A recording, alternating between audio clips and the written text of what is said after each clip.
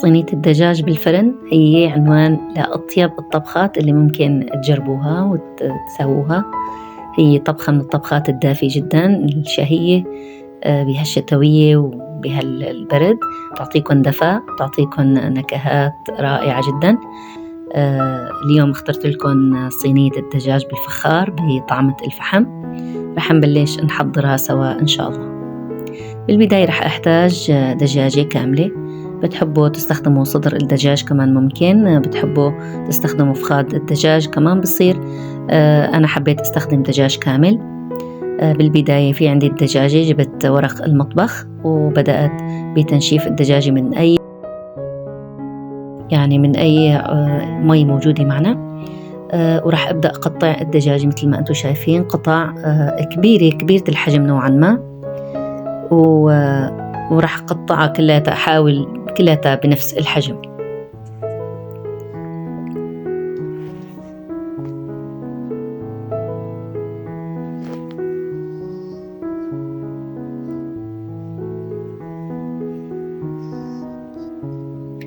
انتم مثل ما انتم ملاحظين حبايبي بالفيديو، انا قطعت الدجاجة وصفي عندي الصدر، راح قطعه ل4 قطع متوسطة الحجم.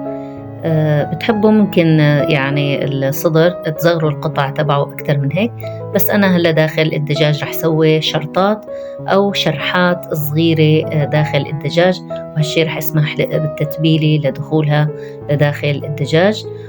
وهذا الشيء بيسمح إنها تتغلغل التتبيلة كلها داخل أفخاد الدجاج والصدورة.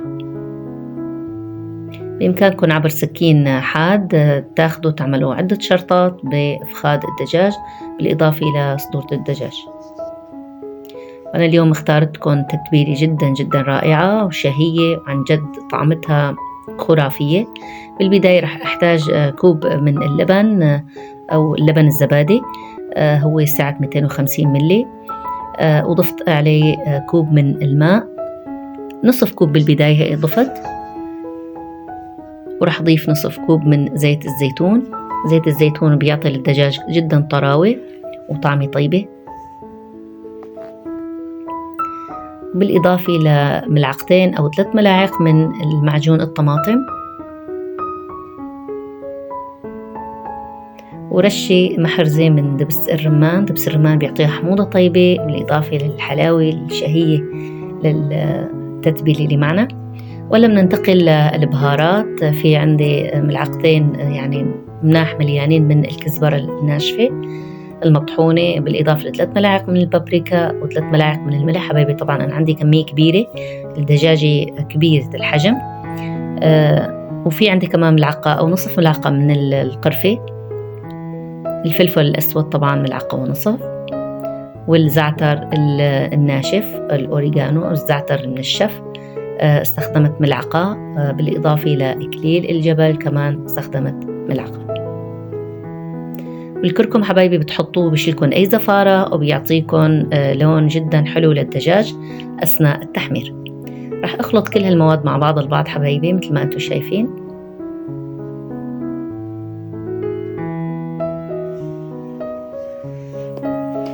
هون ضفت تقريبا ملعقتين كبار من صويا صوص، بالإضافة لبرش ليمونتين. برش الليمون بيعطي نكهة وريحة كتير كتير حلوة للدجاج ولون رائع.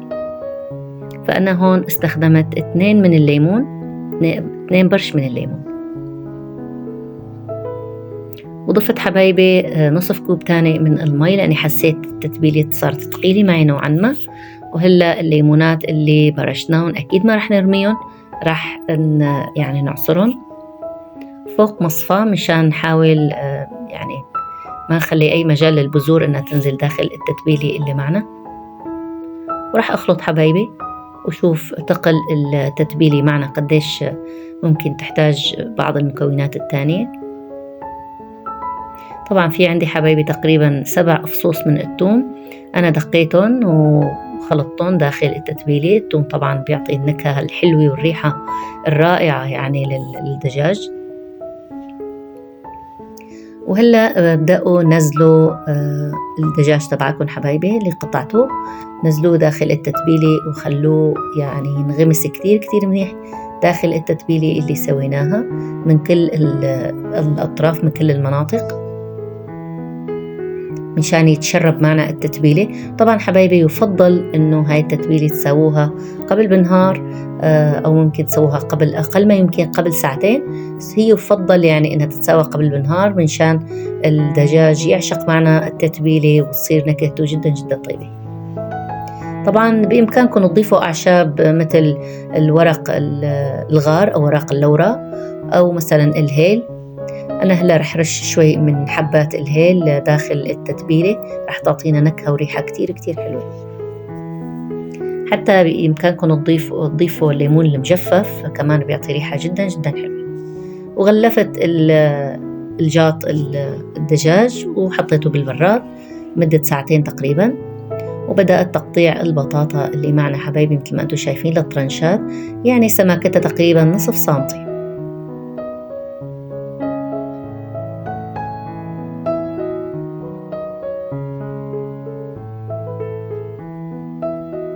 وهلا رح نحضر مع بعض تتبيلة بسيطة للبطاطا مشان تكون لها نفس طعمة الدجاج.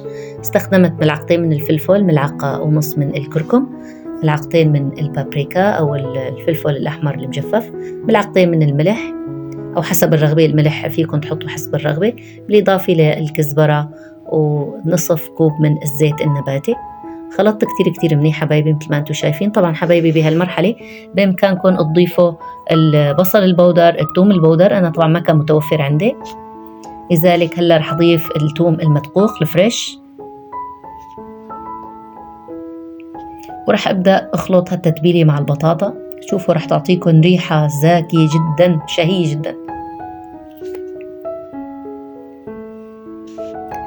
حصوص الثوم حبايبي اللي ضلوا معي حطيت قسم منهم دقيته وضفته للبطاطا مشان تعطينا النكهة الحلوة، والحصوص الباقي خلطتهم بالتتبيلة وتركتهم على طرف مشان زين فيهم وجه الفخارة بعد ما نرتب الدجاج.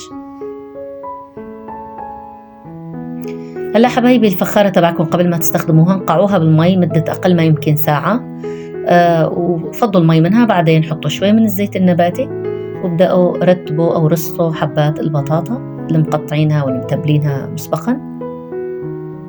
طبعا كمية البطاطا بترجع لكم، في ناس بيحبوا البطاطا كميتها كبيرة، في ناس بيحبوا البطاطا كميتها قليلة، هادشي راجع لكم.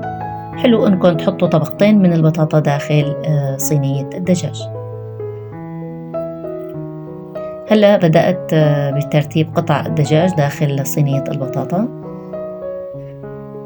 وحلو انكم تعبوا الصينية تماما، لانه هلا بعد بشوي لما تطلع معنا من الفرن رح نلاقي انه الدجاج خس معنا وصار يعني قطعه صغرت نوعا ما، فحلو انكم تعبوا الصينية كتير كتير منيح بالدجاج.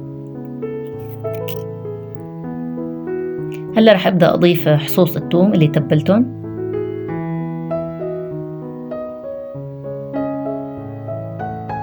بالإضافة لها ممكن تحطوا شرحات الفليفلة، ممكن تحطوا الفليفلايات مثل ما هن بدون ما حتى تشرحوهم. وطبعا بإمكانكم كمان تضيفوا شرحات الليمون اللي بتعطي الحموضة الطيبة لصينية الدجاج. وما بنصحكم تضيفوا عصير الليمون للدجاج قبل ما يستوي، ممكن تضيفوه بآخر 10 دقائق قبل تحمير الدجاج.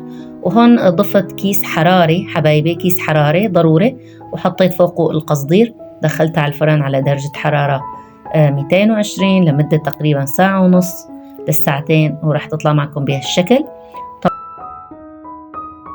طبعا حميت فحمة على النار وخليتها تصير جمرة، وكتيت شوية زيت فوقها وغطيتها وعطيتها نكهة الفحم الرائعة جدا، عن جد نكهة الفحم فظيعة. بنصحكم تجربوا صينية الدجاج بهاي الطريقة، ما رح تنسوا طعمتها نهائيا.